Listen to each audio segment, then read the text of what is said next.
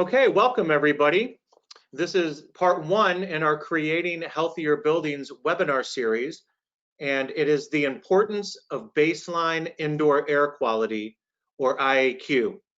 And so with me presenting today, of course, I'm Troy Raszka, Vice President of Marketing and Communications here at Pure Air Control Services.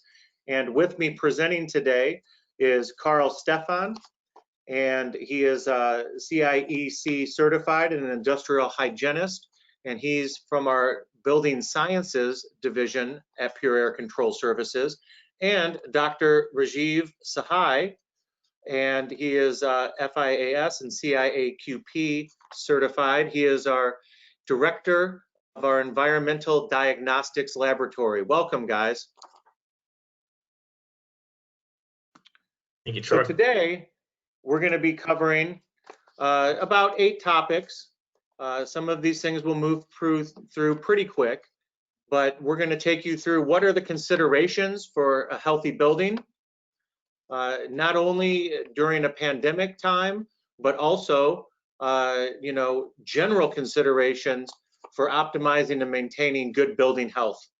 And then we'll discuss how indoor contaminants are transmitted within the built environment. We'll talk about considerations for management and planning, and then we'll jump right into the hard-hitting topics like HVAC cleanliness, environmental coronavirus testing, baseline testing and evaluation, and then 24/7 IAQ monitoring. Of course, we'll also leave the floor open at the end for some questions and answers. So we do have some handouts available that you can download in the handouts section. And of course, we'll have a short survey, exit survey at the end. So let's just jump right in.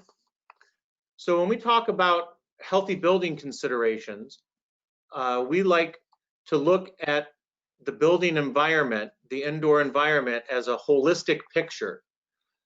Because as we all know, if one category or area of focus suffers, very oftentimes a chain reaction of events can occur that will make other areas of the built environment suffer. And so that's why we're kicking off this webinar series today with focus on testing and monitoring indoor air quality in the indoor environment. So if you think of it as a wheel, IAQ testing, environmental testing and analysis is sort of the hub of the wheel. And then from there, we look at building systems and how it's affected, the ambient space, how we might disinfect the ambient space during this pandemic or any kind of other outbreak, and then ongoing measures to continually purify or maintain the indoor air quality, such as air purification, HEPA filtration, bipolar ionization, and then it all comes back to the hub of that wheel with always monitoring and keeping an eye on these conditions. So when we look at this webinar series, and it'll be 4 parts, this is what goes into creating a healthy building by Pure Air Control Services standards. So again, this is just more of a detailed view of the slide that I was just describing. And so today we're going to deal with IAQ baseline evaluation. And then once you establish what that baseline is, then recommendations can be made to take corrective action and sort of reset or optimize all of these other areas within the building, which is primarily the HVAC systems, the air conveyance system and ductwork, any kind of pathogens or ambient space conditions that are going on, and then setting up a way to continually monitor them and to continually clean the air just beyond HVAC filtration. So when you take a look at that larger picture of a building and zoom in to a particular office space, a classroom, if it's a manufacturing facility, this simple infographic, it's illustrating what would be a normal office environment, but it could be a classroom. And so as we've come through this COVID-19 pandemic, we've come to understand through a variety of sources like the CDC and the World Health Organization that this virus is aerosolized, it is contained in droplets that are spread human to human through coughing, sneezing, laughing, talking. And so as this action happens, the viral droplets are spread. And typically, because as you all know by now, with social distancing guidelines, 6 to 10 feet, typically it's been studied and shown that these virus droplets can travel about 6 to 10 feet. And so that's why social distancing is important. But now through other studies, it's showing that these droplets can attach themselves to other particles that are airborne and be spread throughout the air at greater distances as these other constituents travel.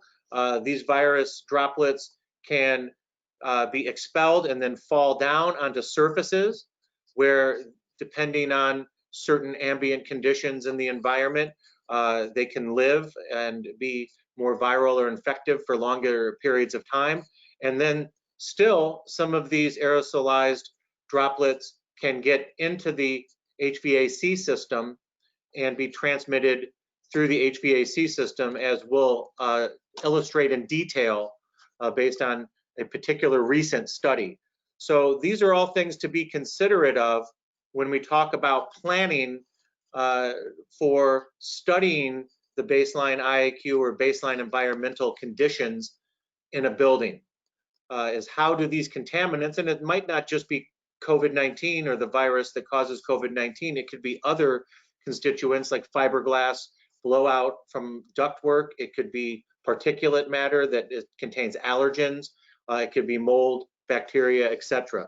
So when we start to think about managing the indoor environment and making plans to optimize it and maintain it, you know, this is what we're basically looking for, is what are the underlying building and IAQ issues that might be present. And because the HVAC system is sort of the lungs of the building, it's taking breaths for the building, it's taking old air out of the building and putting new air in. And in some cases, that air in a closed system is being recycled through filtration. And in a lot of cases, it's taking outside air and mixing it with the air that the HVAC system is going to put back in as fresh air into a room. So that's why the HVAC system becomes a central focal point for these type of studies.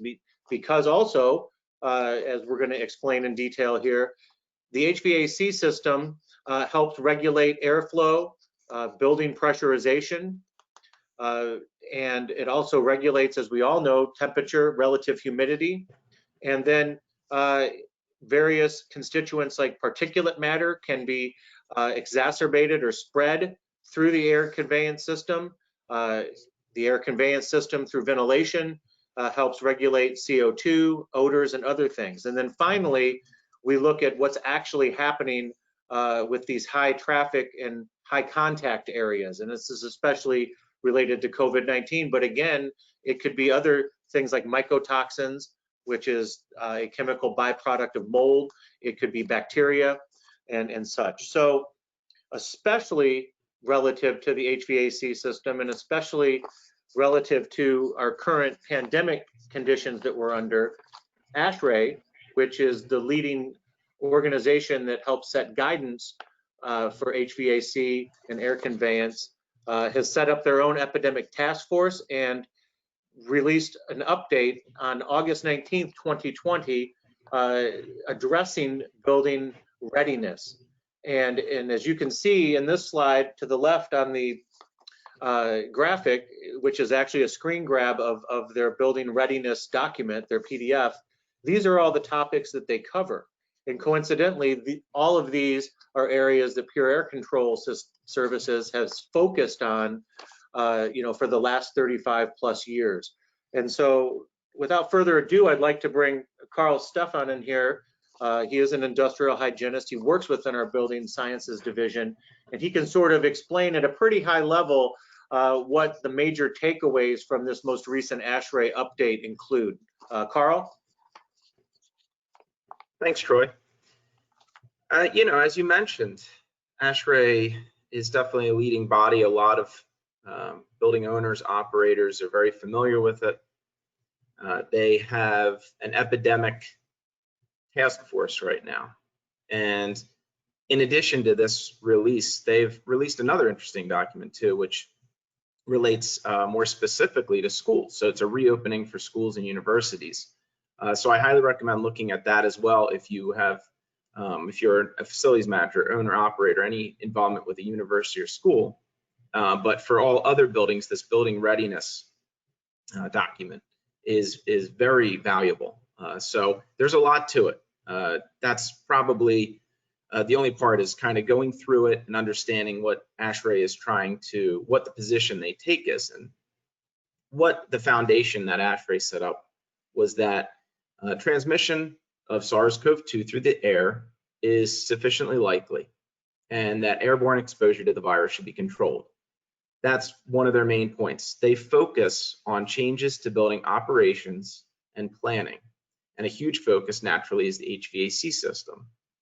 And one of the other goals they actually point out is not to necessarily run the units or the HVAC system 24/7, but to use this focus on, again, the operations, the planning, HVAC changes in order to more efficiently, reduce that exposure or that possibility for transmission. So a couple of the bullet points here on the right highlight basically some of the main takeaways, which is pre and post flushing to remove bioburden, as they term it. This is based on air change rates, or essentially how often the air in the room gets replaced. So you may have heard of air changes per hour.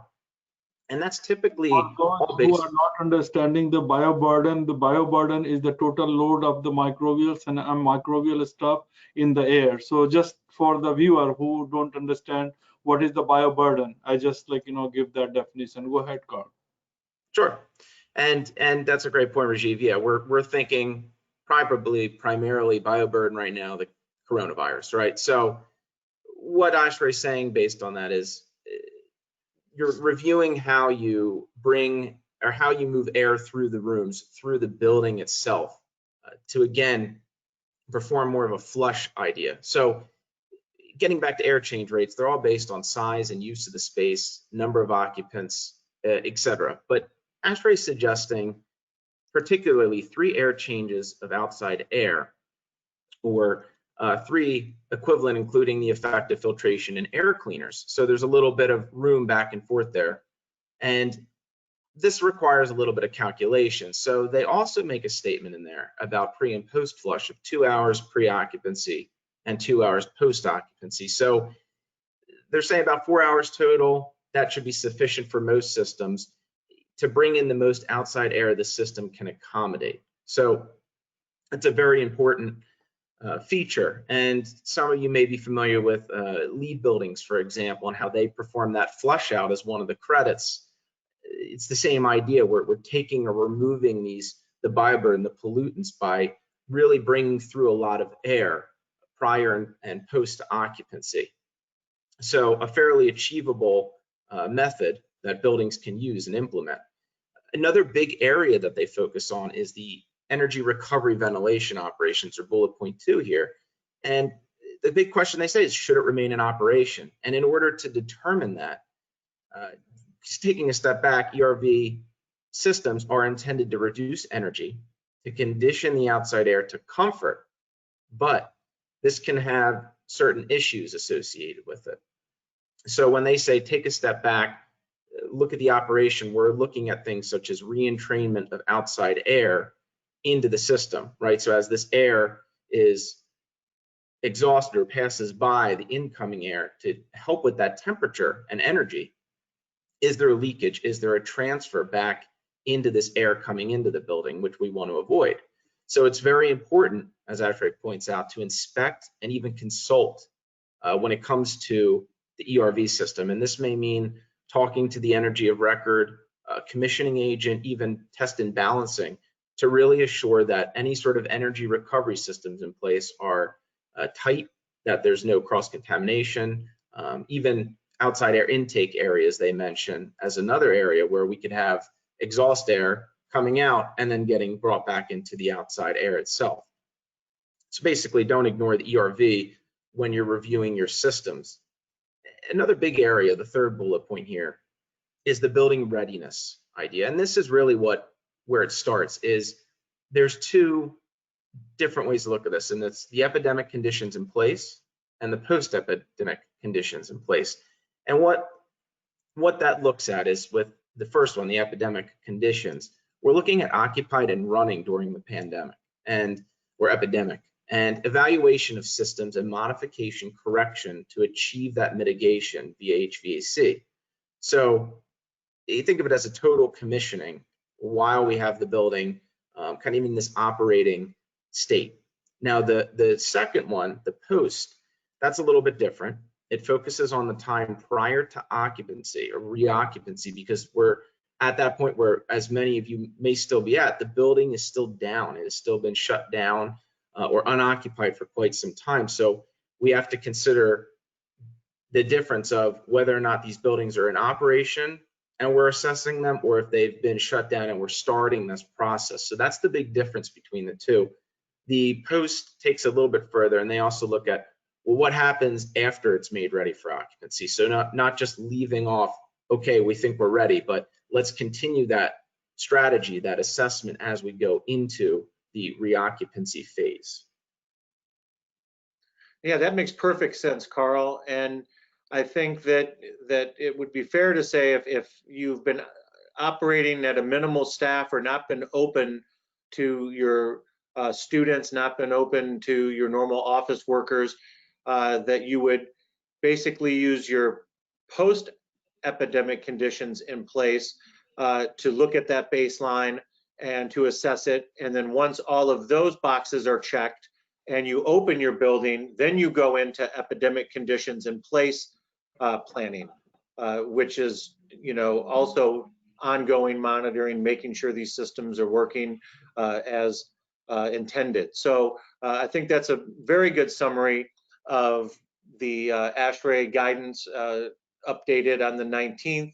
And again, if you look here, it all starts with operational considerations for occupancy. It's looking at ventilation, filtration, what's your maintenance program, and then you go right into systems evaluation and so forth. So, to that end, and staying focused on the HVAC system, what do those kind of systems evaluations look at? So again, as we're talking about indoor air quality, indoor environmental quality, we're sort of taking a look above and below the ceiling right now at how this HVAC system is performing, and wanting to make sure that it is performing at peak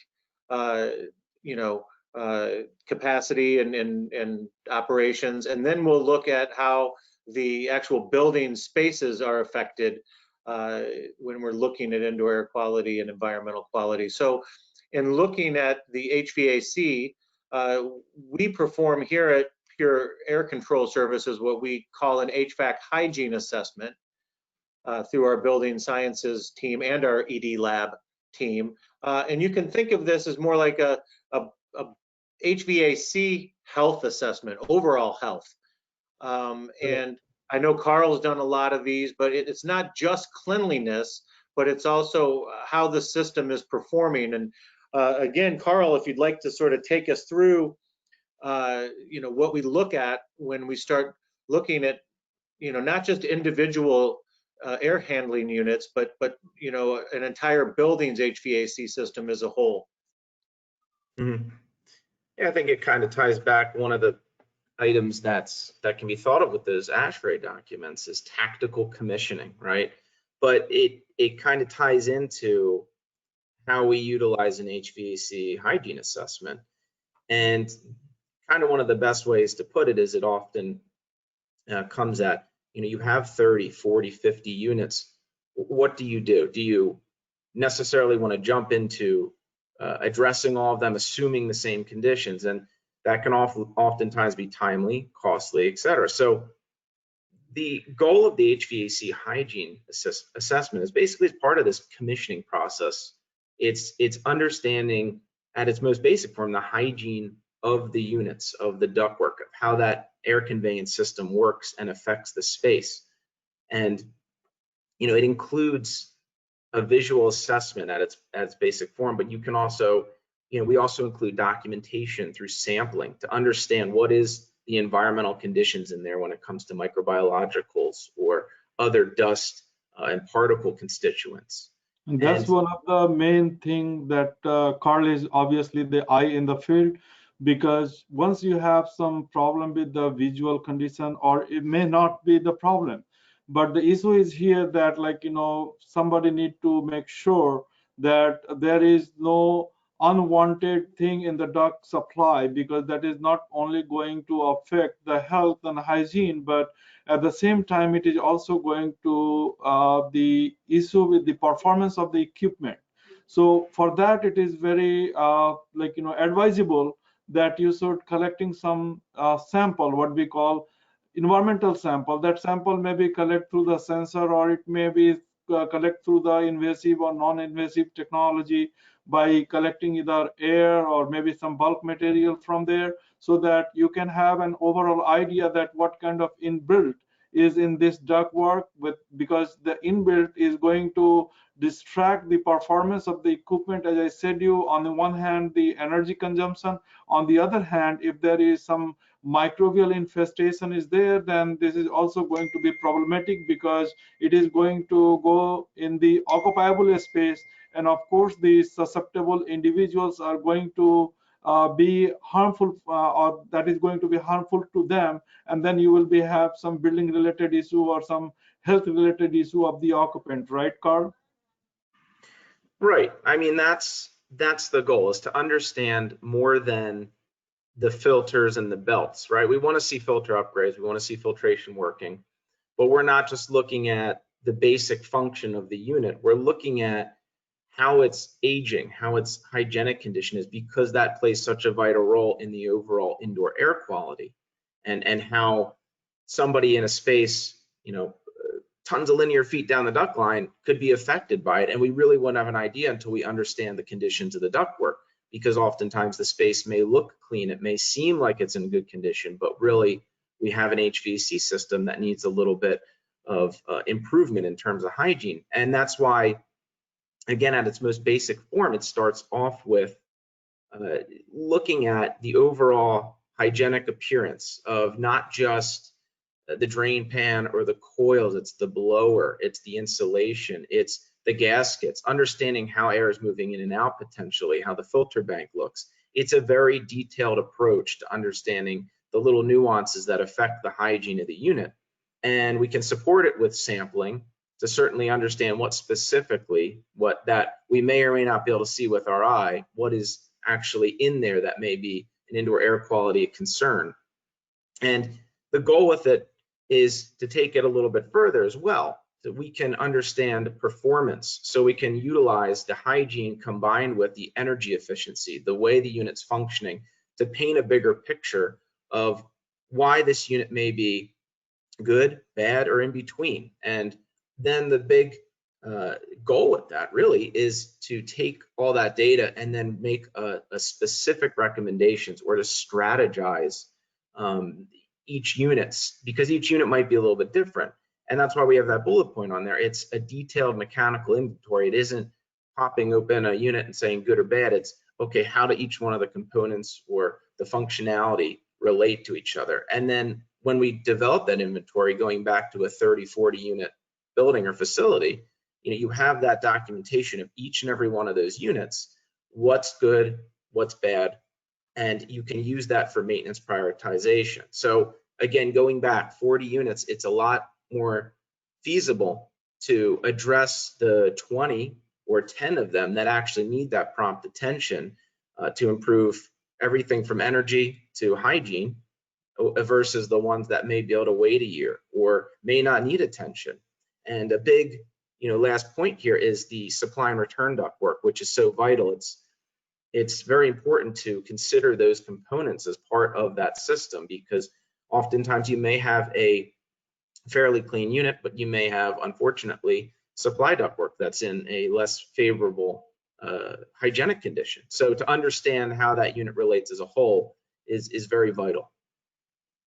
Yeah, thank you guys. That's a very good synopsis of what we look for. And again, just to recap, dust, particulate matter, this can get in through infiltration around filter banks or infiltration into the cabinet. It can impact the coils that will affect not only how efficiently they operate and can actually conduct a thermal transfer to cool the building down, but can also create an energy or food source for living microbials like bacteria or mold to thrive. And we've seen it all inside of these air handler units, from mastic that was only to be used on the outside of ductwork but was put on the inside and basically created a fertile bed for mold to grow, to biofilms, bacterias, and everything. So this is a really good starting point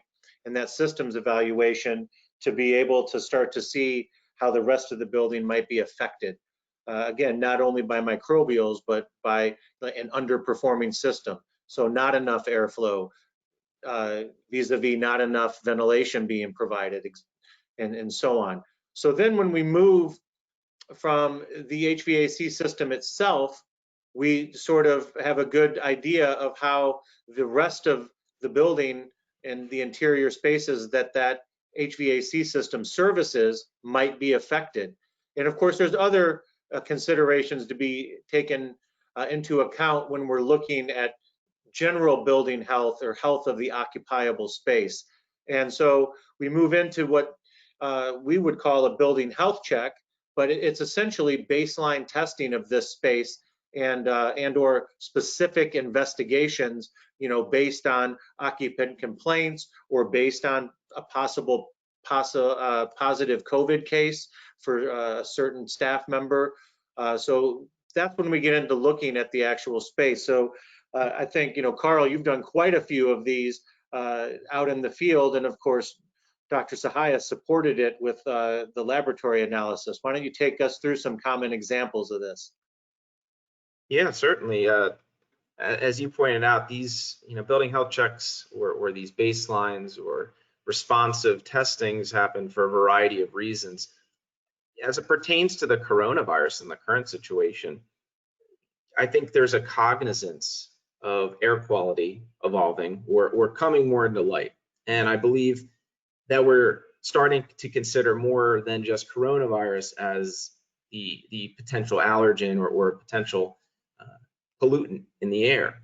And it's very important at this time to think about when or if you've had a baseline evaluation done to document, to see where your building stands in terms of overall air quality, not just for some data on our paper, but to see, hey, if we do have an issue, how can we promptly correct it and minimize the risks associated with the overall air quality pollutants. So these indoor environmental evaluations we perform, it's when Troy says baseline, there's a lot of components, a lot of constituents to the air, not just the air, but the items that affect it, such as the building's pressurization, areas where moisture and air can get in, for example.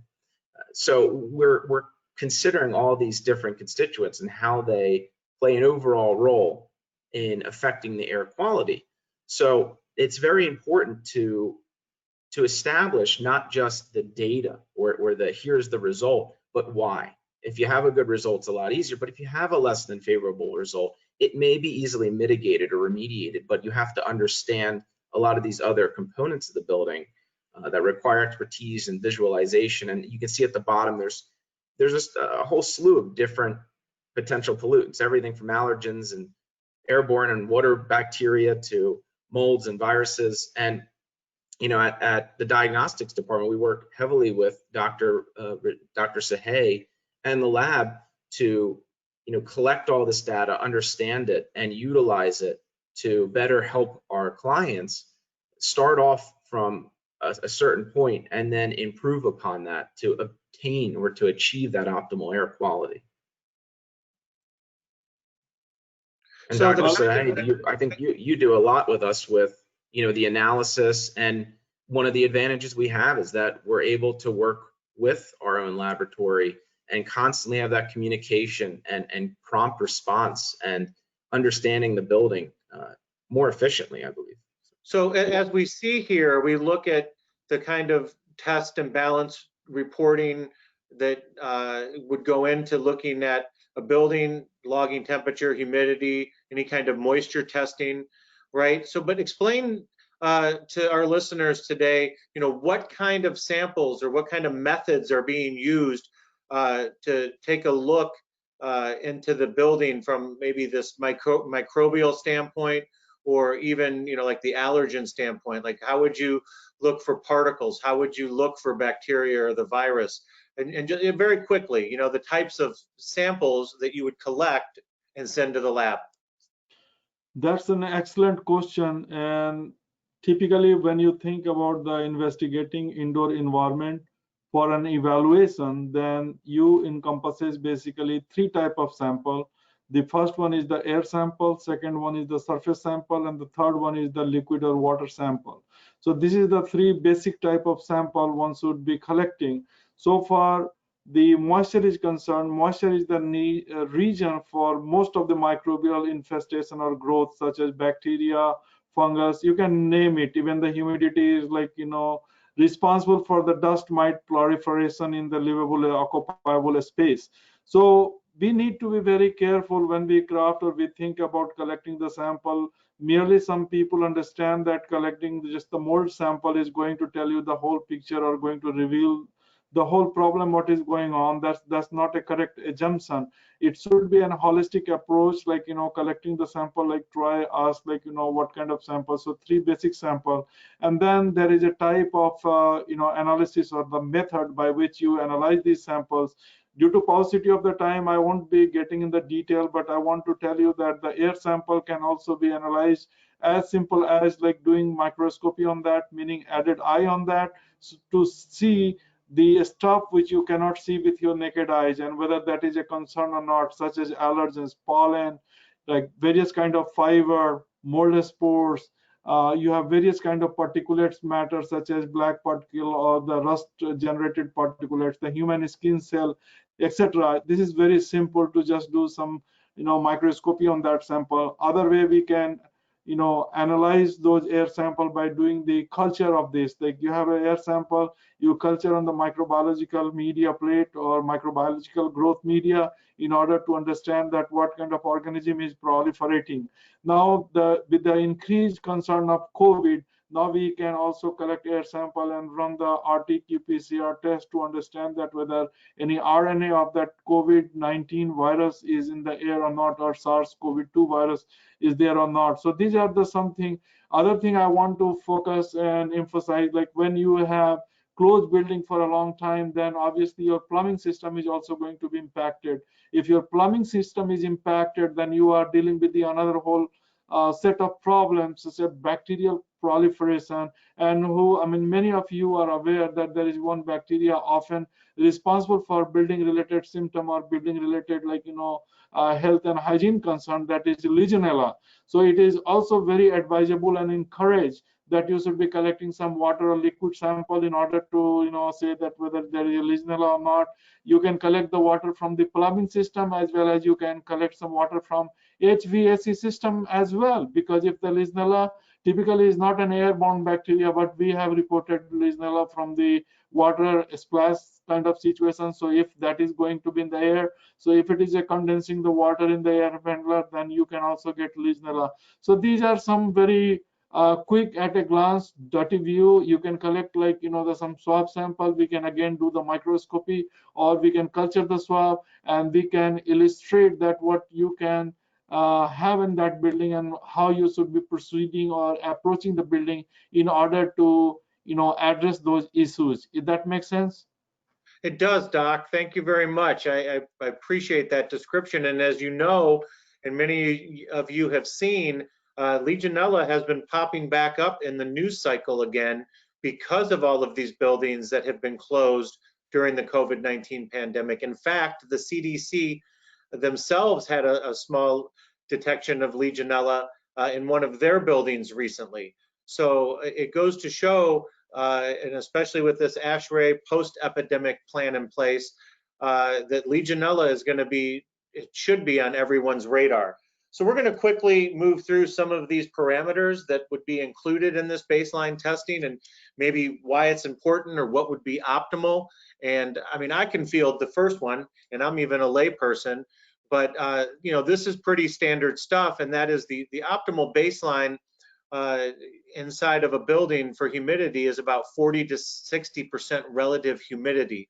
And this seems to be a good zone to be in to keep constituents or contaminants from either side of the spectrum that might proliferate in too dry of a condition or proliferate in too humid of a condition. And that includes COVID-19. So we want to make sure that our buildings you know, are right in the middle here on relative humidity, not too dry and not too damp. And as Dr. Sahai had said earlier, you know, mold, bacteria, they love humidity and they really thrive in humid conditions. So we want to keep it right about in this zone. And of course, a good performing HVAC system should be able to maintain that type of relative humidity. Now, of course, another important part of this, as we started at the beginning of the presentation, is particulate matter. And particulates are important for a variety of reasons, not the least of which is that it seems that the SARS-CoV-2 virus, the COVID-19 virus, can attach itself to particles once it's airborne. But there's other things to consider when we're looking at particulates. Isn't that right, Karl? That's right. And one thing to add to you, the previous slide, you know, is again to look at humidity is also a comfort issue. You know, I'm up here in the Northeast where we're going to get very low humidity during the winter time, and down in the Southeast you're going to have higher humidities in the summertime more consistently. So we have to consider that as a human comfort factor as well, and why it's so important to maintain it. And again, it ties into understanding all these different dynamics of the indoor air, kind of as Dr. Sai pointed out earlier with molds and bacteria, but even how humidity affects us. And particulates is another great one. In Detroit, you can see here, obviously, we can measure these to confirm effectiveness of filtration and understand how well that's working. We can also use it to understand if we have a strong negative pressure in a building, bringing all this outside unfiltered air. So it's a very easy indicator that we can measure in real time, even taking longer term samples for it to understand these processes. And what we have to remember with particulate is it comes in different sizes, and there's many different constituents to the particulate, right? It could be anything from viruses to molds, bacteria, skin cell flakes from us as human beings, hairs, et cetera, pollen. So there's a lot to it. It's why it's so important to understand not only the overall particulate, but sometimes what is it composed of. And it helps us identify these issues, especially as we get into smaller and smaller size particles. Below your PM 2.5, we get into these particles that can be inhaled very deeply into the lungs. They're much more of concern than some of these larger particles. So breaking them down by classes and types is very vital to understanding where or what might be occurring in the building, and then identifying and correcting from there. Yeah, that makes perfect sense. Another very important parameter within how this building is operating, how the HVAC is operating, is CO2. And explain to us a little bit about the importance of CO2 and then how we also can use it to gauge if the ventilation is adequate. Right. I mean, CO2 is, it seems so simple, but if you more recently in the last several years, we've seen studies basically suggesting, hey, we know from ASHRAE CO2 levels, we want to keep them minimal, no more than 700 above outside air, 700 parts per million above outside air, which is usually 400 parts per million. But we're starting to understand that there's effects on cognizance as we get into that 800 range, 900. So it doesn't take much for CO2 to affect us as human beings. I've been to buildings where I've done studies and mold gets tossed around, and lo and behold, what I found was outside air dampers were closed, and we built up a CO2 level up near 1,800, 2,000 through the day, and folks were having trouble from that. So it's a very viable means of understanding air quality, but its importance really does come in at that, to understand how well we're ventilating, how well we're diluting the inside air. As we bring in outside air, we are able to dilute that CO2 concentration from building up. And when you see a building on a regular day, as occupants come in, the CO2 level builds up, and then we have lunchtime and it goes down, and it kind of maintains this sinusoidal pattern. So we can use those readings and that understanding to better determine, hey, are we maintaining CO2 within a range that obviously helps with human comfort, but also it shows the effectiveness, or that our outside air is adequate, or adequately being brought in. And as you can see there at the very bottom, I'll leave with this, is stagnant air areas. We have to consider air circulation in each room too. It's very important to remember that sometimes we don't have proper circulation, which affects temperature in the room, but also CO2 levels. So very valuable piece of information to gather. Yeah, the CO2 level is like, one other thing I want to add, all this is good point, but the CO2 level also the indicative of like, the from microbiological standpoint of view, that the lot of anaerobic bacteria, and typically the anaerobic bacteria are the gut bacteria, or like, it's like a human commensal bacteria in your digestive system, all that give the perfect situation or the perfect condition for their proliferation. So some of the bad bacteria, such as, it's sometimes good, sometimes bad, excess of anything is bad. So Escherichia coli and things like that doesn't require oxygen to grow. So that CO2 environment will preserve and protect that. So you should be also mindful there is a microbiological implication of the concentration of CO2. As I said, a lot of anaerobic organisms love that environment, and they are going to proliferate if the moisture and temperature and other conditions are suitable. Thank you, Dr. Sahai. That is very informative, that bacteria can also thrive with high CO2 concentrations.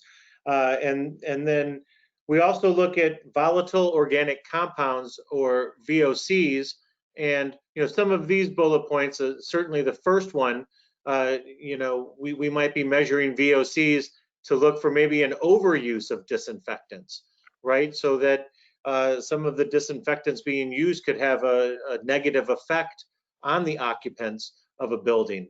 You might be following CDC guidelines, or you think you're going above and beyond CDC guidelines using some of these types of disinfectants, and you might actually be causing more harm than good, or because of the CO2 issue, like Karl was alluding to, with areas that get poor circulation, some of these chemical odors or chemical constituents could build up and have a negative impact on folks in a building. And then some of the other VOC things to look at, Karl. Outside pollution, I think you talked about that a little bit with the ASHRAE document, that the outside pollution from the fresh air makeup or infiltration could also bring in VOCs. Is that right?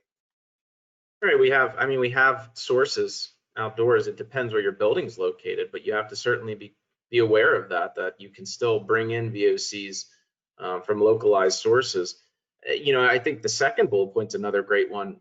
A lot of construction renovation, bringing in new furniture, this can get overlooked. A lot of these materials will have VOCs, and they will off-gas over time. So it's not going to be sometimes one day, it could be a week, a month.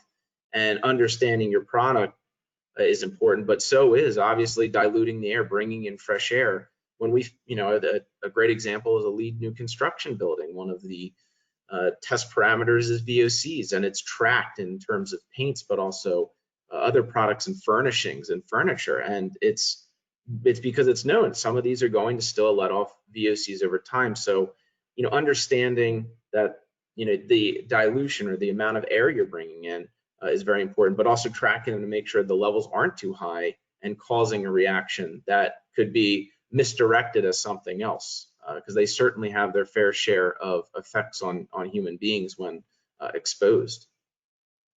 That's absolutely correct. And then, again, there's so many parameters to what goes into examining all of these things that make up what we would call the baseline conditions for indoor air quality or environmental quality. And we're getting up against our time considerations here. We want to be respectful of everyone. So we're kind of in the home stretch here.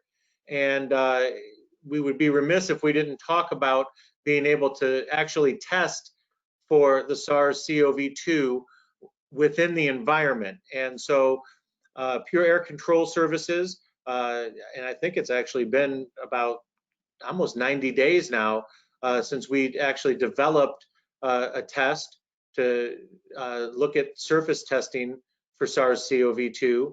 And as Doc had said earlier in the presentation, that we use a process known as RT-qPCR. And I'm going to let Doc take it over from here and kind of quickly go through what these tests involve and what you can expect out of these type of tests.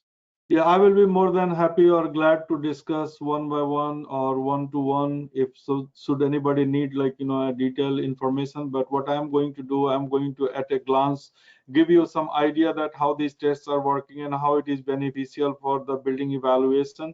And that's the goal of today's presentation. So the bullet point is that somebody is going to validate the surface, whether there is a present or absence, because when this whole virus episode started, first we believed that it is spreading through the surface very quickly. So then people start focusing on the surface, and now recently there are some other organization and the researchers start thinking that this is also going to spread through the air, but still it is valid theory that it is going to spread through the surface. So it is very important that we should be testing the surface. You cannot test every single individual on that planet. Technically it is possible, but it requires a lot of resources.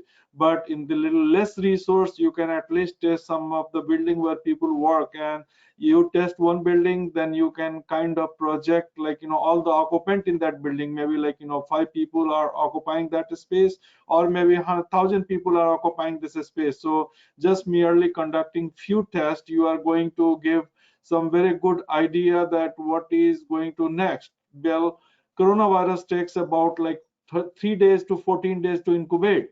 But if you report or if you record the coronavirus on the surface, then you become very, very, diligent, saying the occupant that, okay, there is some imminent, the problem is here. So industrial hygienist like Karl is very helpful to forecast that kind of thing. So that is the whole overall goal. So what we do, we basically take the sample, if suppose the businesses were closed. So please, if you open your business, just do a simple few surface tests. That will tell you a lot of confidence that whether you are dealing with the coronavirus or not necessarily 100% guaranteed is not going to happen, because it can change anytime a individual who is a carrier is going to drop in that facility.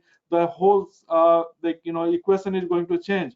But as a precautionary measure, it is a good starting point or beginning that you can just do some pre and post testing. When I say post testing, meaning if your building is closed for a while, then you take a sample as it is, and then you do regular housekeeping, or just as a precautionary measure, you treat the building with antimicrobial, or you do regular cleanup even after opening the building. Then you take the another sample. So these two samples is going to go a mile away to give you some very good information. Well, the ED lab use a technique called as RT-qPCR that detects SARS-CoV-2 RNA. There is a lot of buzz going around that it should be whether live virus or dead virus. It doesn't really matter, because what matters that you need to know that whether there is a presence of that virus or not, because the viability come afterward. Because my thinking is that even though virus is viable, and if the person get the resistivity, then the virus is not going to make that person's sick, or vice versa. If you do not have a lot of viable virus, but if there is a few virus there, an individual is that susceptible, then it is going to show the symptoms. So it's really important to test the virus whether it in the environment or not. And one thing in this slide I want to tell you that the time is very vital. The time of testing is very few hours, but we have to make sure that the sample come in the laboratory must be coming between 12 to 72 hours in order to get the good result. Well, a lot of people ask me that whether you can do some good testing with the sample which is collected after 72 hours or not. But yes, you can do it, but you have a special precaution to preserve the sample before it is delivered to the laboratory. So that's what I want to leave it, but I will be more than happy to give more information on that. I'm just respecting the time. We don't have much time left. So Troy, why don't you go ahead and take another slide and keep going with the presentation, please? Yeah, we just got a couple slides left here, you guys, and we do thank you for your patience. This is a very important topic, and I do know we started a little bit late to let some folks filter into the room. So, basically wrapping this up and almost bringing it full circle to the beginning of the presentation, the University of Oregon, their Institute for Health in the Built Environment, has recently released a pre-published study on this very type of surface sampling, swabbing, and then buffering, and then examining the results, looking for the genetic material or RNA of SARS-CoV-2 in their very own air handlers at the hospital at the University of Oregon. And this is what they found. It is pretty astounding. And as you can see, the link is over here if you wanted to reference it or go look at the entire study itself. But basically, they took 56 samples from 3 different air handlers, and all 3 of these air handlers had positive results for the genetic material of the SARS-CoV-2 virus. Now, if you look at this diagram and you look at the LMRs, it shows you where they actually collected the samples from, right? So they looked at the pre-filters, the final filters, and the actual supply air dampers. So the dampers that are controlling the airflow into the occupied spaces. And so basically, of the 56 samples, 14 or 25% of them tested positive, and of those samples, 21% were positive on the actual supply air dampers. So that's pretty remarkable. And if you think back to that original infographic that I showed, which was somewhat simplified, this virus is traveling through the air, through the return ductwork, through the air handler unit, and is able to make it through 2 sets of filters, MERV filters, and still be deposited on the supply air damper. So that's pretty remarkable stuff. And we didn't spend a lot of time on filters today. I think Dr. Sahai, you wanted to maybe clarify a little bit about these filters, these type of filters. Yes, I just wanted to make sure that our viewer is aware of the MERV. That is a fancy term, which means like minimum efficacy reporting value. That is a standard developed to gauge how a small or how larger particle you can filter through that MERV rated filter that actually start from MERV rating 1 and it goes up to 16. So more higher you go, lesser and lesser size of particle is being captured, and in the MERV rated 16 or 13 capture pretty small particle, 1 micron to 0.03 micron. That is the size it captured. But you can see what is unique in this study, that MERV rated 10 or 15 MERV rated 15 filter was in place, but surprisingly that the viral DNA has made through it. It means that has breached that filter. That's all I want to tell for this slide. Again, we are running out of time, but it is a really nice study that is telling that the coronavirus or SARS-CoV-2 is capable of penetrating the filtration system as a whole, and that's why you get that report. Yeah, so basically, the caveat of this study is that it's not yet been peer reviewed. It's in pre-published states. I think this particular graphic from their study, shows the supply airflow, the return airflow, and it shows that these 3 units were not all side by side like AHU 4, 5, and 6. These were representative samples from different air handler units located in different areas of the building. And so the takeaways that the author concluded, and you know, we would have to sort of back up after reading this study, is that yes, the HVAC system can contribute to the transmission, that these higher efficiency filters, as Dr. Sahai just said, will capture some of the virion, but should not be considered the sole solution to preventing the transmission via HVAC. And we're going to get into this in future webinars in this series.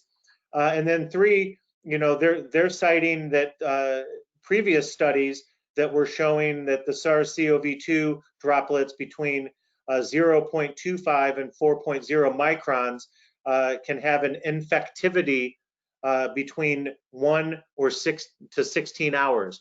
So again, depending on the hygiene of these air handler units, if there's a food source or fuel energy source, such as bacteria, that this virus can be active with a little bit longer before it's blown out into the occupiable space, all of these things contribute. Finally, and we're going to cover this more in depth in part 4 of this webinar series, once you have these baseline conditions established, and we can look at the reporting that's offered through this variety of HVAC testing, environmental testing, this kind of reporting will offer guidance to making corrections to make this optimal, right? To make these conditions optimal. So once you have made the corrections, then it just makes sense to be able to monitor these conditions 24/7. And so we have a program called IAQ Guard in place, and that consists of a series of nodes. And these nodes, as you see pictured here, have many sensors inside of them that monitor for these very constituents that we talked about: CO2, particulate, VOC, relative humidity, temperature, etc. And it sends all of this information in real time to a cloud that has a dashboard that you as a facility manager or risk manager and us as industrial hygienists can access at any time. We can set parameters within that dashboard to notify you via text or email whether or not any of these are going outside of the thresholds that we have set as acceptable, right? And then it logs data, and you can slice and dice this data any way you want to generate reports. So you can look at a day, a week, you can go back 3 months. So this is very helpful in not only ongoing maintenance and monitoring, but if you're looking at maintaining certifications like with the Well Institute or LEED, this is very good for logging and generating reports over time to take a look at that. And with that, and I'm sorry we ran a little bit over time, we're about done. Again, Pure Air Control Services, we were founded in 1984, so COVID-19 is not our first pandemic. We've dealt with other pandemic conditions: H1N1, MERS, SARS-1, right? And we have 3 specialized divisions, of which my guests today were from Building Sciences and ED Lab. We have a building remediation division as well to take care and correct any issues that we find. And of course, we pay great detail to making sure that we're highly trained and highly certified to be able to conduct this kind of work to help you maintain a healthy indoor environment. So again, I'm Troy Raszka, VP of Marketing. I'd like to thank Dr. Rajiv Sahai and Karl Stefan from ED Lab and Building Sciences, respectively. This is our contact information. Of course, we're more than happy to help you and jump on a quick call or go through email to consult and answer any type of questions. I have answered some of the questions that we had in chat as I've been going. So yes, this is being recorded, and you will all get a link to the replay so you can share it with colleagues. And of course, we'd also had a question about how much does this testing cost, or where can these tests be purchased? So Dr. Sahai, would you like to maybe talk about these do-it-yourself kits very quickly as far as the SARS-CoV-2 surface testing goes, about how much do they cost? Yes, that is, if you are looking at buying a one test directly, the retail cost is going to be $150 per test, and it can be purchased directly through the ED lab. But if you are looking for doing a like little bit more than one test, you can go on a site called as indoorairtest.com, where you can find a batch of 5 tests. It is going to cost around $400 for 5. And then there is also a package come with the 10 test, which is going to be about $900 for all the 10 tests. That comes with the analytical cost included in that. So all you are going to order, and you are going to get the supply that will be delivered to your address, or however you want to do it. You want to do it by mailing services, it can be go through the mail. If you want to physically pick up from the headquarter of the laboratory at Clearwater location, we can also deliver to you, and you collect the sample, and then you can send the sample to the laboratory. We typically give the result within 24 to 48 hours. That is our time, but expedited turnaround time is available for a little bit of additional fee.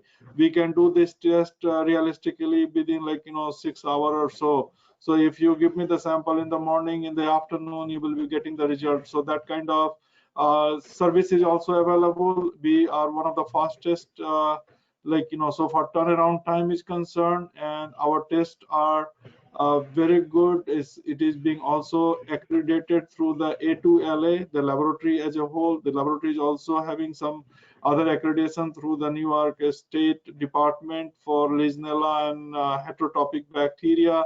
This laboratory is also certified by CDC for Legionella.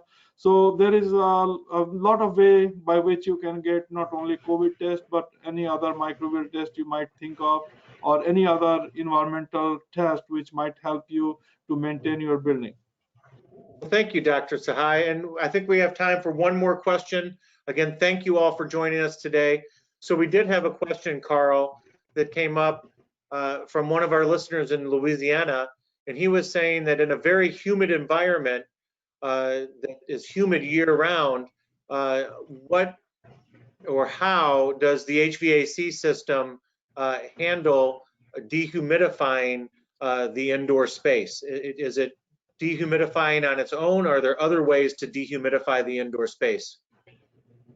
Well, there's certainly other ways to do so. You could look at a dedicated outdoor air system, a DOAS, which are often used, and they're put in line with the main air handler of concern, or main air handlers, and that's going to take in and treat the outside air for that humidity prior to it coming to the air handler. So that's one long-term efficient fix.